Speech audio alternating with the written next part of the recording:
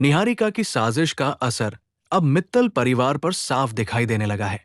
रजनी की हालत लगातार बिगड़ती जा रही है और डॉक्टरों ने साफ कह दिया है कि वो कोमा में चली गई है। इस खबर के बाद घर का माहौल पूरी तरह बदल जाता है।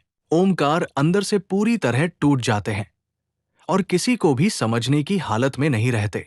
इसी मौके का फायदा उठाते हुए निहारिका पूरे परिवार के सामने ये बात रखती है कि लोटस डेकोरेशन की पूरी जिम्मेदारी राध्या ने संभाली थी। वो ये भी कहती है कि राध्या ने ही रजनी को उस मंच पर चढ़ने के लिए कहा था। परिवार के लिए ये बात किसी सदमे से कम नहीं होती। सभी की नजरें एक साथ राध्या पर टिक जाती है। डॉक्टरों की बात सुनकर ओमकार का गुस्सा और बढ़ जाता है। वो मान लेते हैं कि रजनी की हालत के पीछे राध्या की लापरवाही है। गुस्से और दर्द में ओमकार राध्या को मित्तल हवेली छोड़ने का आदेश दे देते हैं। ये फैसला सुनते ही राध्या पूरी तरह टूट जाती है। प्रथम भी अपनी मां की हालत देखकर खुद को संभाल नहीं पाता।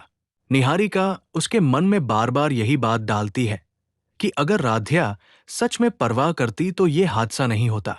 राध्या अपनी सफाई देना चाहती है, लेकिन हर बार उसकी बातों को बहाने समझ लिया जाता है। दादी भी राध्या के खिलाफ खड़ी हो जाती है और उसे इस घर के लिए अशुभ बता देती है।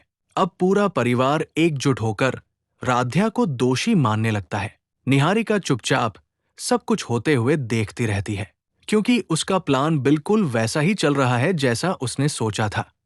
लेकिन राध्या हार मानने वालों में से नहीं है। वो जानती है कि यह हादसा नहीं, बल्कि एक सोची समझी साजिश है। आईसीयू के बाहर खड़ी होकर राध्या रजनी से वादा करती है कि वो सच्चाई सामने लाकर ही रहेगी।